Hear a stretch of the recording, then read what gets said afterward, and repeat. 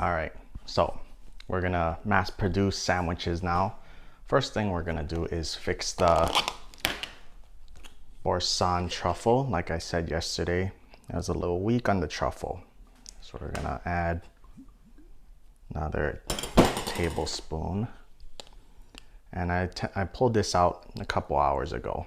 So soft, still a little cold, but mixable. Now, if you want to be technically correct in a restaurant, you would scoop this out and whisk it in, but we're in my house and I think I can stir it evenly enough that it wouldn't make a difference.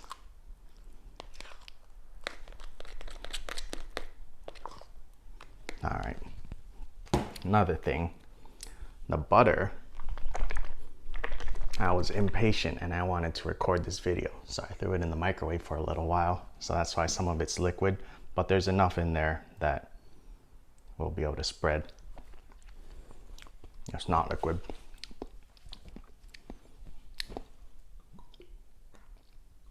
Okay, that should be enough. That's a lot of truffle oil, but remember, we're not putting that much in the sandwich, so it has to be a little bit stronger. My favorite part of the sandwich was the honey, actually. Honey and cheese, my favorite.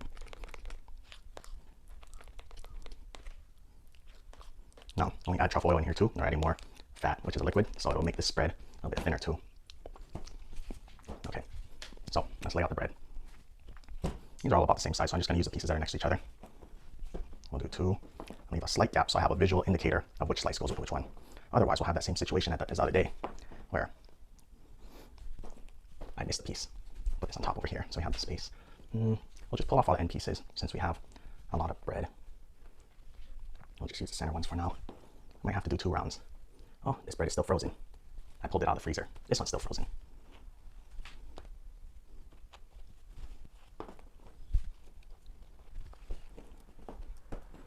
Okay. This one's... All right. We figured out the situation. We thought it out. Also, we needed more space, so we saran wrapped that other table. And then we laid out all the bread, so you don't have to watch me lay bread out. So if you come over here, like I said, I microwaved it for too long. So we're just gonna kind of very gently mix it together. Now, because we microwaved it, the butter is broken, so when we refrigerate it, it won't turn back into regular butter. This is split forever, but we'll just forget about that for now. Let's butter some bread.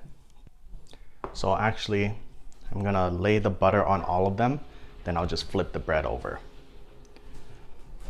So let's try to get this done relatively fast. I'm just putting a little bit on each one first, then I'll come back and spread afterwards.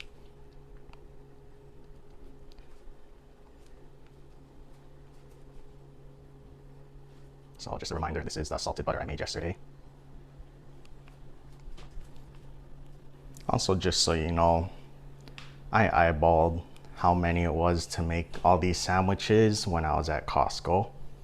So I bought 3 loaves of bread, 3 packs of prosciutto, 1 of each cheese, and the rest should be in excess, like the honey and the pepper and the salt.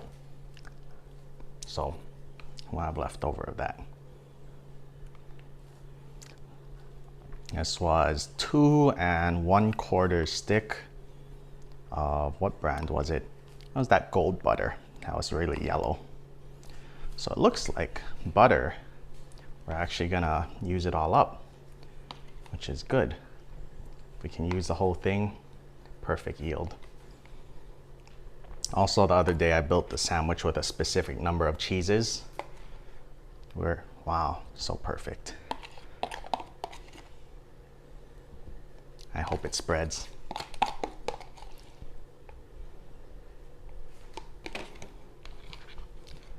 This is why it's important to use a rubber spatula.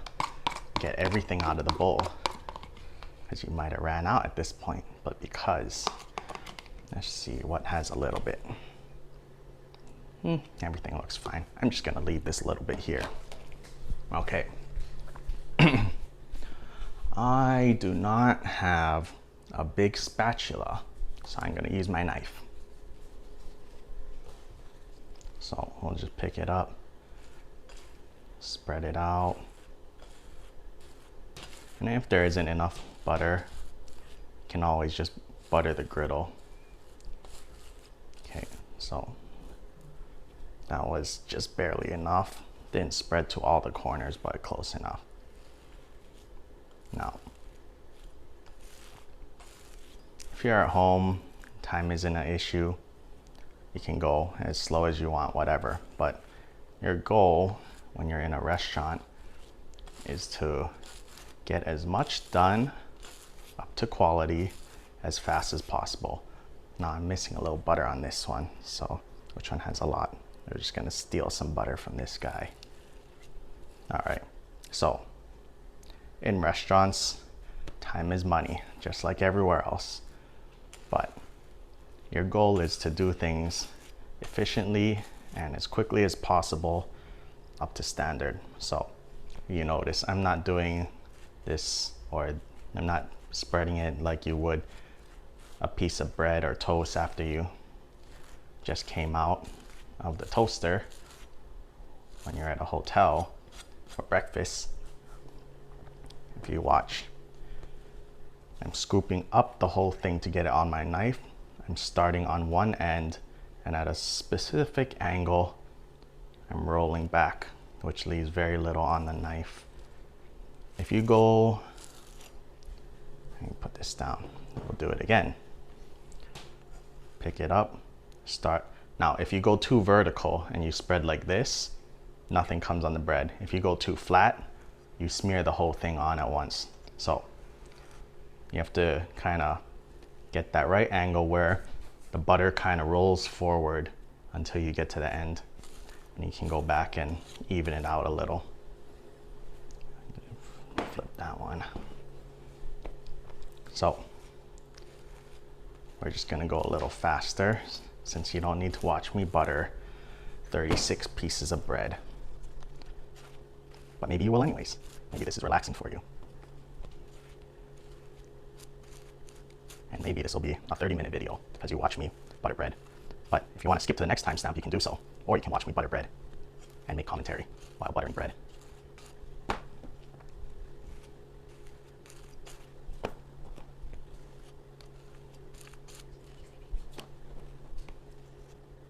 Now, if this is making you sleepy, just watch this video before bed every night. Listen to the scraping of butter on bread. Very relaxing.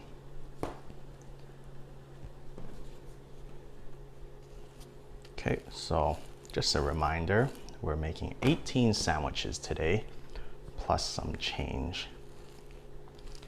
And because I bought all of those ingredients, I'm not using one slice of cheese specifically, or 2 slices of ham, or whatever you saw me do the other day.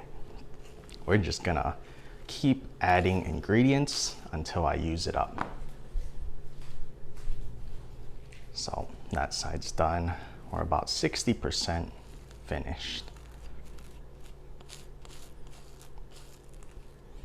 Now, another thing,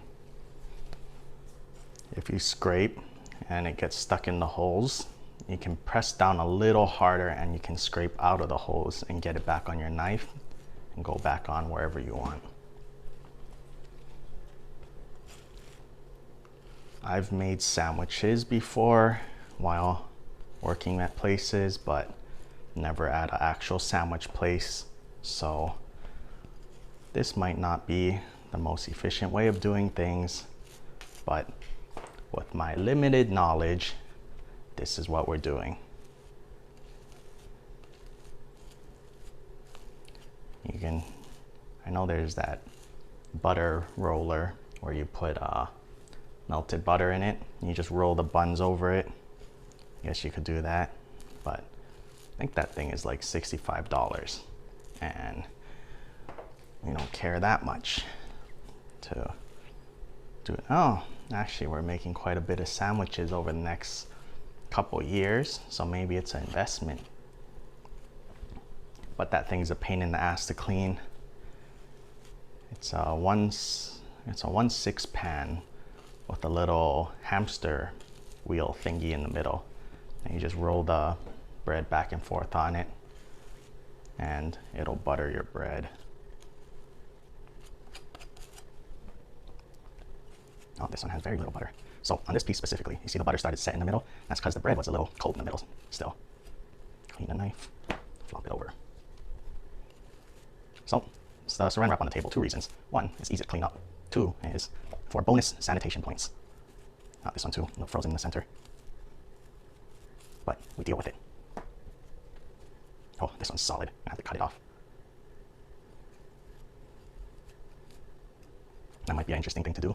You melt your butter until it's almost liquid like mine. Then you spread it onto cold bread and it'll coat. All right, 2 more.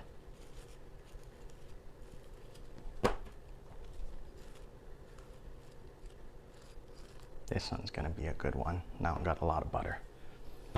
All right. And we're just gonna use up as much as we can on these snacker sandwiches. And bonus, we'll just smear butter. Should not have done that. Anyways, we're back. All right, we're back. I thought the cheese in my hand was all we had left. We still have this whole stack right here. We're okay. A little freaked out right there. How did I run out of cheese already? My math is so off. So this bread's a little too small. We're gonna have to whip it. So I'm not gonna put it on there. We're just gonna put the slices on the big breads for now. I hope I have enough cheese. That little stack is scaring me. Well, if it gets to that, we'll just use up the cheese that was meant to crust it. Cheese crust is not necessary, but it tastes good. So we'll do what we can. Like I said, this isn't meant for, well, not meant for, it isn't actually for restaurant production. So being consistent is not the most important thing. We're just trying to use up everything I bought. And also we're trying to not make another trip out too, because I didn't bring enough.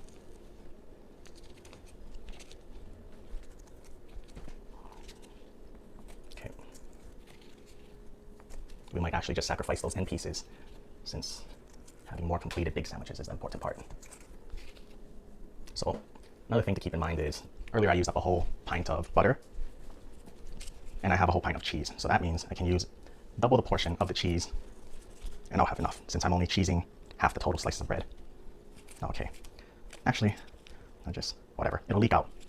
Since we're not gonna have enough cheese to crown it, we're just gonna let it leak. So hanging over is fine. Just put that there, that there. Okay, we're gonna go into the cheese that was intended for crusting it up. Now, we're gonna do a flat layer on every piece, and if we have extra cheese, we'll just disperse it evenly.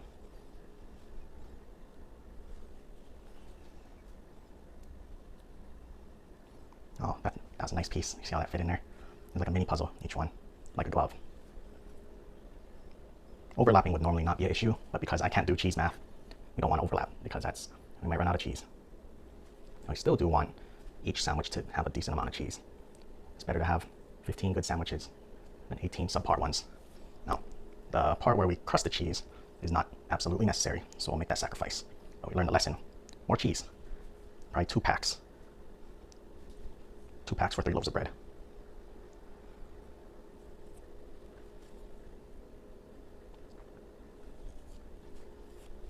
I think the reason I didn't buy enough, maybe, I don't know, maybe I was thinking something different, but I didn't intend on crusting it with cheese. That was a spur of the moment thing, because I like cheese.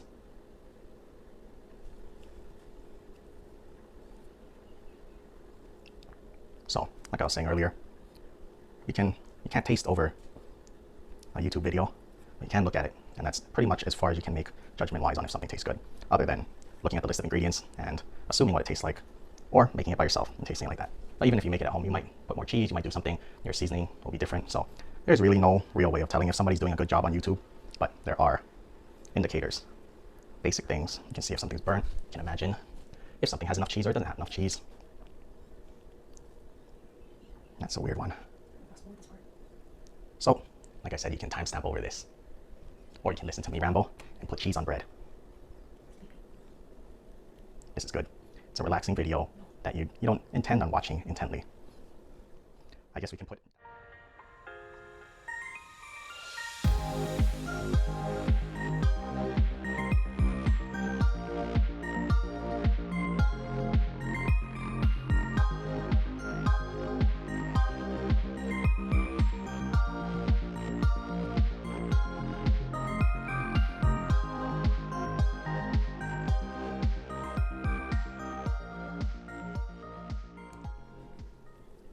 All right, we're almost done with the cheese, and it looks like we have the perfect amount.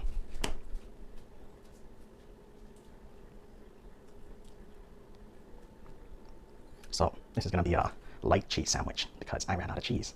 Oh crap, that's a lot of bread. I don't think I have enough cheese. Oh no.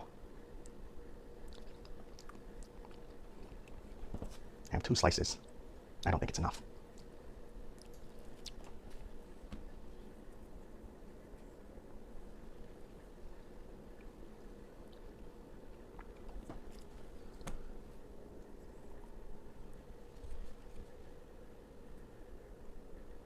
All right, we're gonna take the cheese from this.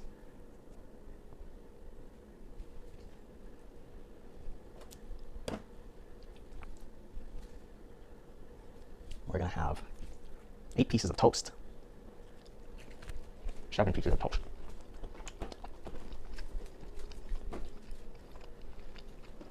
All right.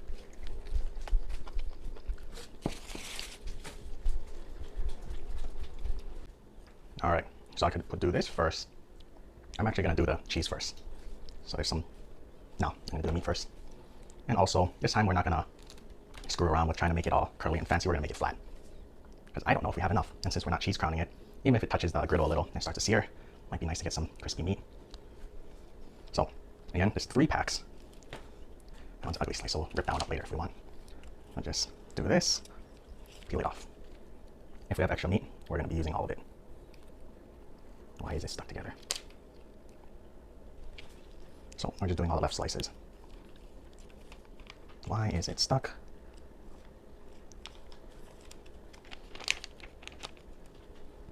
Okay, never mind. We're just gonna go for it. Oh, that's a nice one. The whole thing came off. Okay, they're better now. Let's see. This reminds me of something, putting something on and peeling it off. It's like double-sided tape or something.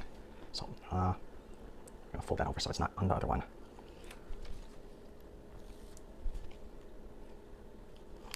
So, this side's all good. I actually have a lot of meat, so we're gonna have to come back and do a second round. But usually when you do things like this, you don't wanna just go all over the place, or you're gonna miss a piece. So it's always good to be orderly. So I'm always gonna be doing the left one. I'm assuming I face this way. And you can, if you're working in a kitchen, you can make the assumption that everyone works in the same direction. A quiet kitchen is a kitchen who knows what they're doing. They can communicate silently, and they can assume that other people will do certain things. It's almost like you can read each other's minds.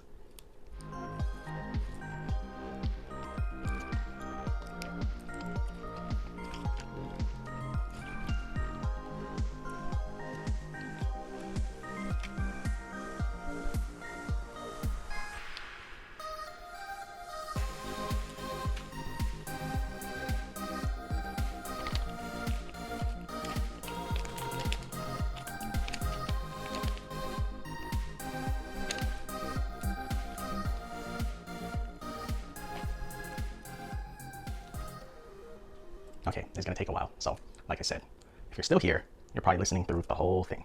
But this is a very long video, so if you wanna skip. All right, so that took a while, but we're gonna move on. So we got honey, this cheese with the truffle, and then we can complete the sandwiches. So I'm just gonna do the same thing, drop on one side, and we'll deal with spraying it later. And the other one.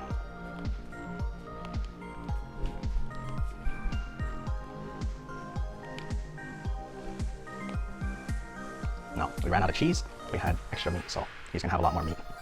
So I actually redid these so we can eat these. No cheese, but it's fine. Okay, we're gonna just use up the rest and go back and spread it on the ones that have a little bit less. This one. They all look fine, so I'm just gonna make that one extra cheesy.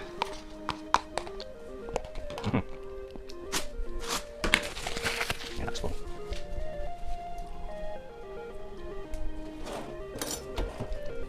So, could use a knife, but I'm just gonna use a spoon.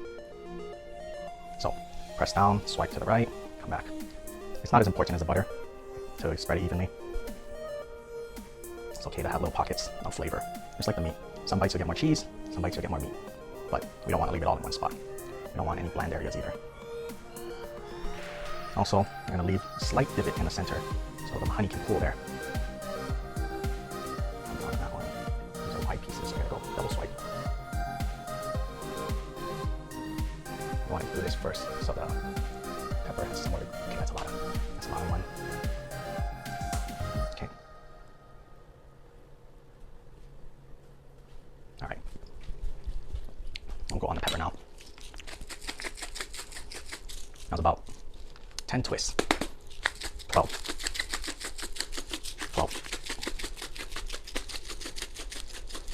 Now, pepper mill. I'm not just using one hand. 2, 4, 5, 6, 7, 8, 9, 10, 11, 12. And I'm not twisting the bottom only. I'm overextending this way, then I'm twisting both hands. So you get basically you get more pepper. So you see, I'm going like this, I'm gripping, I'm overextending on both hands, and I grind all the way around. Like a lot of pepper. Spoke about this the other day. Pepper is not just to say, put salt and pepper on everything. Salt, more likely than not, you put on everything. Pepper, people use so little that you can't even taste it. What's the point? Now, those wooden pepper mills that you always see in fancy restaurants, they produce so little pepper and always get stuck in the bottom. They look nice, but unless they're cleaned and maintained, this one produces a lot more pepper. My wrist is getting tired. Forearm. Break. Okay, we'll go around one more time, see if we hit everything with pepper.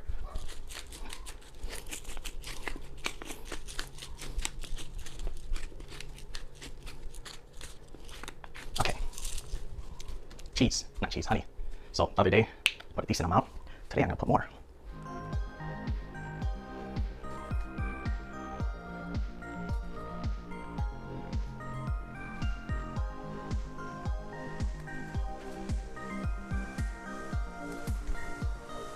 Make sure it goes everywhere.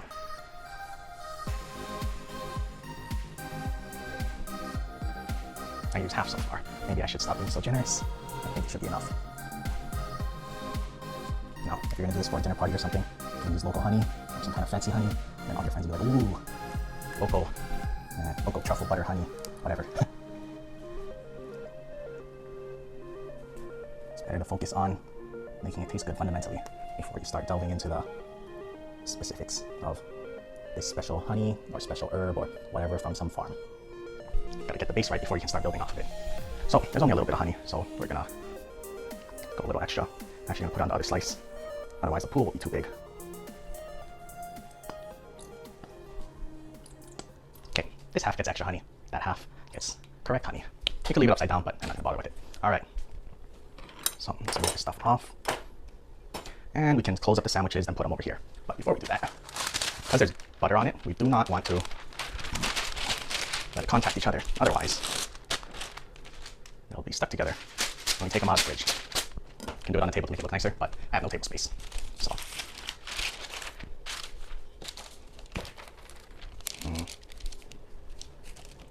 nah.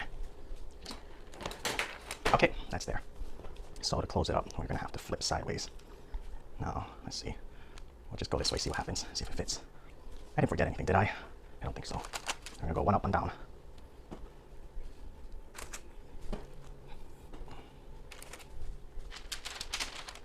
Apparently I need more parchment. These are some hefty sandwiches. A lot of meat.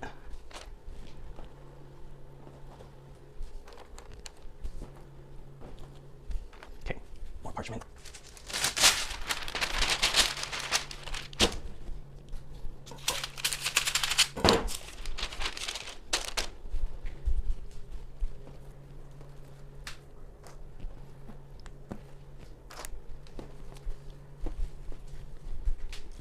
So my hands are dirty, I don't want to move the tray closer, and I don't want to get the bottom of the tray too dirty. So, leave it right there. If it was a different product, you probably wouldn't want it to smash, but these are sandwiches that we're gonna press anyways, and the stack isn't too high, so it's not too bad. Yeah. That one, and that one. All right, we're done. We're gonna leave these here, because we're gonna eat these for lunch. So let me pick up all this stuff, and bring it to the sink, and then I can show you the satisfaction of a clean table. All right, so you see this mess over here? Watch it disappear. Oh, also, I wet my towel and put it under, then the saran wrap sticks to the table. Look at that. It's like peeling the thing off of the screen on a new computer. Clean. Now, now that we made space, we're gonna cater wrap this sandwich. It's called a cater wrap because you basically go over under both directions. So when you go to a catering and your bin is on the truck and it like sloshes around, nothing comes out. So first, pull the thing, release a little bit, then grab your stuff. The reason we're cater wrapping this is because obviously there's no lid for it. I'll put it this way. But there's honey starting to drip out, so it won't make a mess. Pull up, contact, release, cut, pull, pull. Saran wrap down, saran wrap up. So we did one direction. We'll go the other way now. Now, you could do, if your tray was smaller, you could do just the whole thing, but because there'll be a little bit sticking out on the corners, we're gonna do two sides. So since there's extra, I only went about 60% through the center. Like that, wrap down, tear, flap down, flap up. Guarantee no leakage. One more time. Pull, release, pull, grab, on, over, tear, over, up, and there we go. That's a cater wrapped sandwich tray. And we'll put this back up.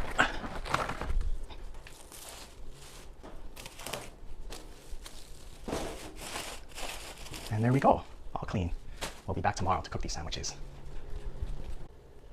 All right, it's 10:45, so they should be showing up soon. I'm just splitting the cheese so it's easier to pick up later. It's like preparing for service and have everything ready so you can pick things up efficiently. So cheese sandwiches, I pulled them out a few hours ago to come to room temperature. So here's my split cheese, just put it over here. I got my stuff set up. I'll turn it on to warm.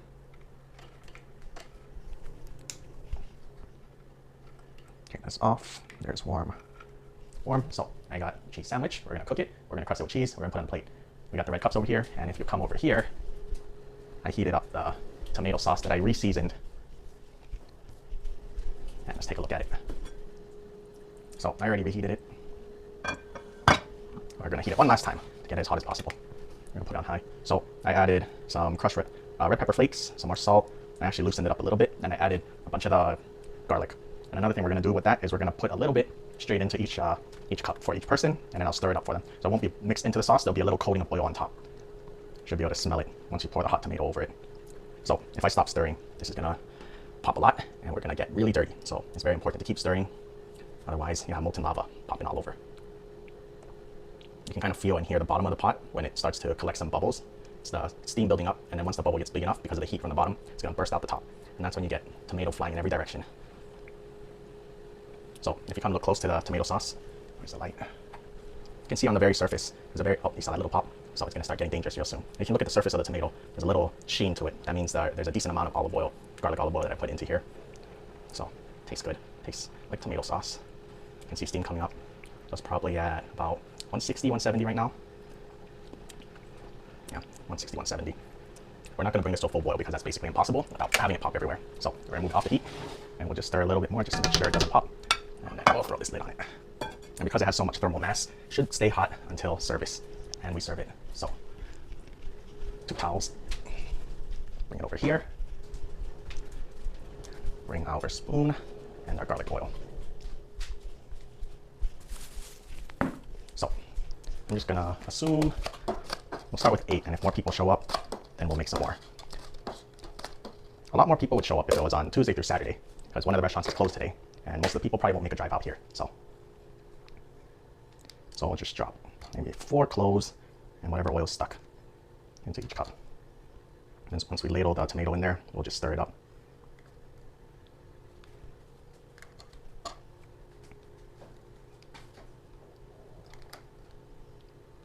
Normally tomato sauce is just exactly how it tastes, but you can put stuff under it or over it, give it another dimension. You can smell the roasted garlic. Okay, that should be enough.